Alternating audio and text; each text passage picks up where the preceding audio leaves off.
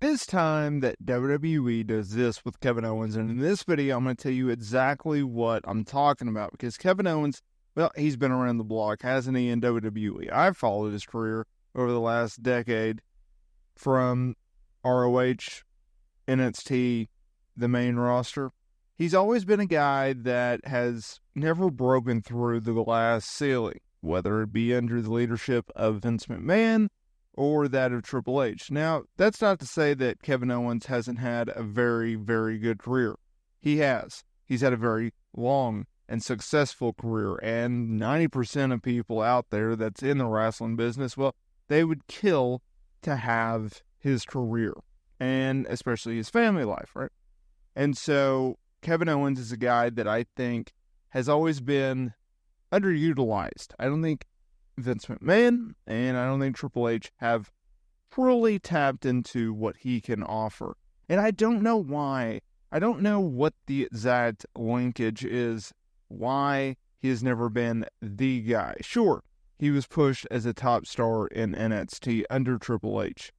And he had a heck of a run, right? His feud with Sami Zayn, Finn Balor, a lot of good stuff. He had a heck of a main roster debut, coming out there and laying waste to John Cena. When you are introduced and put into a feud with freaking John Cena, I think you're doing quite well for yourself. From his memorable feud with Sami Zayn, from ROH, PWG, NXT to the main roster, their run as tag team champions. And yes, he did have a run as a Universal Champion, but he was always kind of an afterthought even as Universal Champion, right? The only reason he won it is because of Triple H. He lost it to freaking Goldberg.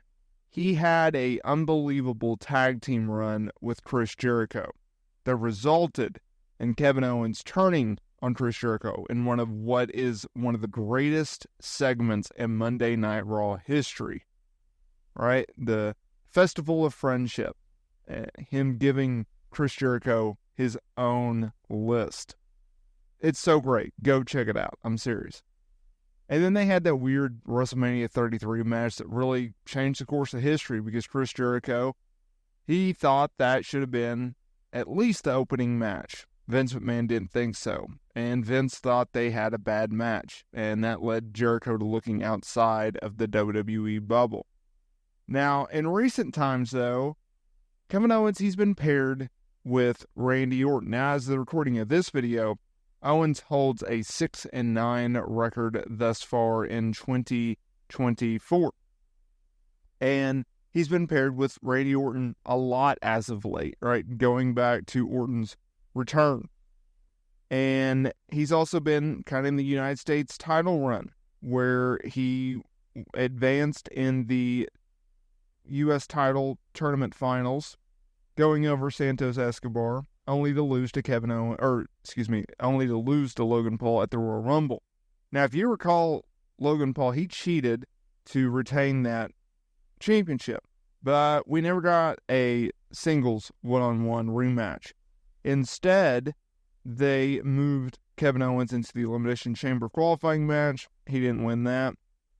Or he won his qualifier, but he didn't win the actual number one contenders situation for the Universal title or WWE title. Then at WrestleMania, obviously him and Orton lost a three-way to Logan Paul. And most recently, he lost a Money in the Bank qualifier on SmackDown. So that leads us to today's video. What is this thing that WWE should do with him? Well, it's turn him heel.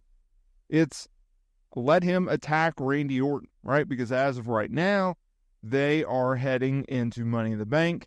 Randy Orton, Kevin Owens, they're going to team up with undisputed WWE champion Cody Rhodes. They're going to take on the Bloodline. Obviously, Bloodline's going to win that match. They're not beating them. But you have Cody Rhodes. You know he's going to be protected. How can they get around this? And I think it gives them a perfect opportunity to not only have Kevin Owens turn heel, but also do so at the cost of Randy Orton.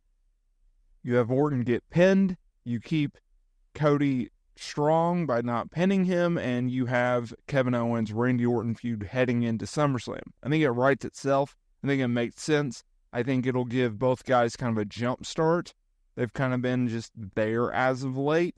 Although, obviously, they've been in a top program with the Bloodline, but in regards to their singles career, they're just kind of been there, right? So if you turn Owens heel, you give him a huge jump start, and then you obviously have Randy Orton hunting him down, getting his revenge, yada, yada, yada. I think it's perfect, and I think the way they've set it up, I think you could absolutely do it. I think the reason that I would turn Owens heel is just to give him something different. He hasn't been a heel in many, many years. He's obviously better as a heel than a babyface. Randy Orton, he is better as a heel than a babyface, but he is in this legendary status right now where he's an attraction. Fans don't want to boo him. They want to cheer him. So keep him a babyface. That's fine. He still gets one of the best reactions out of anybody in the entire company. And you give both guys something to really sink their teeth into. Style-wise, they match up quite well. You know, Orton is the best storyteller in the game in terms of match flow and layout and everything like that. The promos would be a lot of fun leading up to it, especially give Owens a heel run. Let him really dive deep into that. I think it writes itself. I really, really do. And at a time where SmackDown, there's a lot going on, right? You have the Cody Rhodes element. You have reportedly, they're going to do Cody Rhodes solo Sikoa at SummerSlam. So that's your top program. You have Logan Paul, LA Knight feuding for the U.S. title. And then you could have Orton, Owens, and that is a strong number 3 program on SmackDown. And then obviously whatever they're going to do with Bayley and everything like that. That's a strong, strong side. And I've seen people respond and comment on reports about WWE's plans to do Solo and Cody Rhodes and how that's not really a strong feud, and it's not. And so you're going to need a little bit of that star power on SmackDown, a real feud for people to be like, oh, okay, here's the true main event. Here's we're really going on.